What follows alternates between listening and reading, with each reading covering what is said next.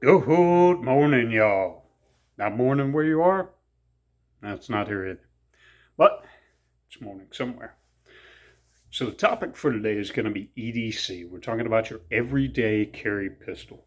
Now, of course, when the world started going to real shit a few years back, we decided that it was going to be a good idea. Excuse me. That I begin to carry every day. So when you do decide that you're going to carry every day, there are certain things that you need to look at. Where are you going to be carrying? What kind of wardrobe do you wear when you carry? Tight, loose, business, um, and what kind of situations? What are you going to be carrying into? So, with the growing popularity, in particular, then, but still continuing with uh, the micro compacts, and me not being all that familiar with civilian hardware at that time, we decided that the best bet would be to go with recommendations from those who did know. And so we tried out a couple of little things here and there. And of course, one of the most popular guns at that time was my first EDC, which is the Smith & Wesson Shield 2.0. And we are going to show that we are completely clear, no mag, no round, we're good to go. So, and this really is a great gun. It really does stand up to the hype. It's got a pretty, not necessarily a spectacular trigger, but it's pretty decent, especially for a Micro 9. So, a couple of things with it, of course. 5 days out of the week, I'm wearing a suit. So carrying appendix, not really an option for me. So I knew that I needed to carry kidney or the 4 o'clock, 5 o'clock position, whatever it is that you want to refer to it as. The way I see it, my gun's hanging over my kidney, so yeah, I'm going to call it kidney carry. Now, the micro knives are a really great option for being able to carry concealed like that. Um, it was really comfortable to wear. It's not extremely heavy, so easy to wear all day long. I tend to work 10-hour shifts. 8-round magazine, 7-round magazine plus one in the chamber, so you're looking at 16 rounds carry. Because I do always carry my spare mag and a mag carrier on my belt. So, did have a couple of drawbacks. One, of course, being a Micro 9 means it is a very, very snappy shooter. Now, with the Shield having really kind of a particularly heavy slide, a lot of recoil. So if you're not practicing with your gun, it's very hard to get good and get accurate with this guy. Fortunately, I practice like hell, so I got pretty good at it. Not spectacular by any means or measure, but definitely really good. I could hit the target when I needed to hit the target. In addition to that, for whatever reason, be it just because there's not as much gun up against me, the tails, the open vent in the back of my jackets tended to hang on my grip. So I was constantly pulling my jacket back over my grip and making sure that my customers didn't notice that I was carrying every day. Now, for anybody who's handled the Shield 2.0 any at all, it does have a very aggressive grip texture, and brother, I mean aggressive grip texture. Little too much, so it turns out. Not so much that it was shredding up my hand shooting, but it did shred up quite a few of my clothes. In fact, the grip texture was shredding my shirts and also the interior of my coat liners. And when I was carrying concealed on my off time, it was also shredding the inside of whatever t-shirt, polo, whatever I happen to be wearing at that time. So took care of that with some Talon grips. So still really nice rubbery texture, but not too overly done. The Shield 2.0 comes with the standard 3-dot sights. They are steel, which is nice. And they do pick up well during the day. The issue is at night. They don't pick up worth crap at night. And this guy does not have a rail cut for a light. Now, are there lights that you can mount to this? Yes, absolutely. However, we're talking ridiculously small. We're also talking ridiculously small lumen-wise, so not very powerful lights. Frankly, you'd probably be lucky to see your hand in front of your face with one. I've never actually tried one, so I can't swear one way or the other. But, so the next thing I did was I actually replaced the standard 3-dot sights. Now, these are True Glow TFOs, and these guys are spectacular. I went with the green because, one, the green just looks super cool. And also in the light spectrum between red and blue, green is red being on one end of the spectrum, blue on the other. Green's right there in the middle. Now, as it turns out, whereas the human eye can pick up red relatively quickly, it actually picks up the green spectrum much better and is able to focus in on it. So, didn't know that when I chose them. I learned that much later on. With the fiber optics, these guys pick up super bright during the day, really easy to pick up. And let me tell you something, with that tritium, they are extremely, I mean, pick them up in the middle of the night, bright a mile away.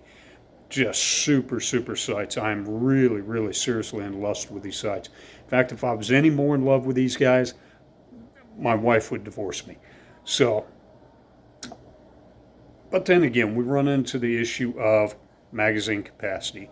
So with a lot of firearms out there and a lot of bad guys carrying a lot of bigger firearms with a higher capacity, you want as much as what you can carry and still be able to keep it concealed, not overweigh yourself, any stupid stuff like that.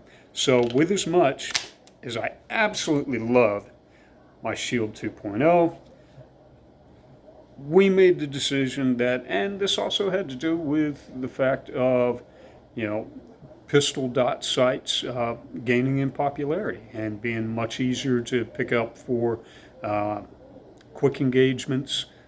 So we made the decision that with all of those things kind of correlating around, we were going to up our pistol game. So kind of get away from the micro 9s. Still great. I still absolutely adore this gun. I love it. This is my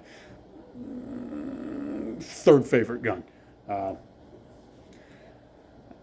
Third to my left-handed AR-15 build.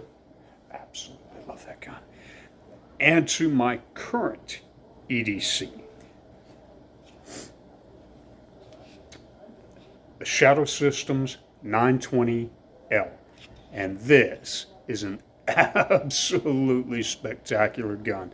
So once again, we're going to show clear, completely empty for all you internet RSOs out there. So this one, absolutely a little bit of take up, clean, crisp, reset, short, tactile, just a gorgeous trigger. A hell of a lot better than any Glock out there. Whereas it is a Glock clone, this is what every good Glock wants to be when it grows up, okay? Lightning cuts, very, very deep slide serrations, top, sides, just an absolute, from any angle, just super, super easy to rack. I do cheat a little bit and post my hand up against the optic for those who have a little bit less grip strength. Makes it much easier. Of course, I did use the optional magwell flare. Just makes it a little bit quicker, a little bit easier to get that next mag loaded in, and hopefully YouTube's not going to kill me for that. Whatever. With two 15 round Magpul magazines, standard, plus one the chamber we're looking at. Count it with me, 31 rounds of joy. That's right. So with this guy, with a light rail, we are able to mount. I went with the Stringlight TLR 7A Flex. Great little light, 500 lumens. So not the most powerful light, but I'm here to tell you that little baby will get the job done. Plus without being too terribly big, which also means a little less weight. Grip texture is really, really sweet. This has got some really good grip texture on there. Not too aggressive, but definitely aggressive enough so that if you got wet hands, gloves, whatever it is that you've got, you're going to be able to grip that no problem. Of course, the compacts, still able to conceal very, very well. As a matter of fact, and I'm thinking probably more because of having more gun service up against my body. This actually conceals under my coat much better, so I never have that problem with my coat tail, or more importantly, the vent in my coat tails hanging on my grip. So whereas I still do kind of check and make sure that it's not hung up, it really doesn't have that problem. I did decide to go with a dot sight, and rather than the standard red dot, I actually went with a green dot sight. Again, because scientifically the human eye does pick up, actually two reasons. One, scientifically speaking, the green dot does show up better to the human eye, but also with my astigmatism, the green dot actually shows that starburst pattern much, much less with the green dot optic than what it does with the red dot. So if you've got an astigmatism, really something to look into. There are a lot of guys out there that are just beginning to do green dots. This one just happens to be the Viridian RFX 35. They just came out with these, I don't know, a year or so ago, 35 being the largest one. This is an RMR pattern, so Trijicon RMR pattern on this guy. I decided also to go with the 920L, so why the long slide? When you're looking at concealability, the slide really isn't what gives you away. You can really conceal just about any slide length, up to 5-inch, depending again how you carry. And since I don't carry appendix, I can pretty well carry what I want down the back of my pants. Don't read into that. But the L gives the slide just a little bit more length, a little bit more controllability. So, yeah, this guy is just, oh my God, this girl's just absolutely gorgeous. Only one more thing that I am actually going to change. I'm actually going to upgrade on her. And whereas she does have a tritium front sight, she's got the blacked out rear sight. Now, I know blacked out rear sights are something that here over the past, I don't know, maybe year, 2 years, something like that, everybody just for some reason is just on fire about, oh, we love those. Why? Why in the hell would you possibly love a blacked out rear sight? Having that tritium up front and the black in the back, have you ever gone out at night after dark and actually tried to find these? So if you find the tritium dot up front, that's great. But you still have no friggin' idea how or where it's aligned with the rear sight, which means what? You have no friggin' idea where you're shooting. So, I'll say again, lights, lights, lights, lights. Why? Because shit happens in the dark. And that actually does make it really easy to pick up your sights. However, again, that's the one thing I am going to change. Eventually, I will end up putting on a set of True Glow TFOs, just because, again, I absolutely adore these sights. I don't care day, night, these guys just pick up super, super well, and I really do love them very much. When I'm not working and not wearing a suit, of course I open carry.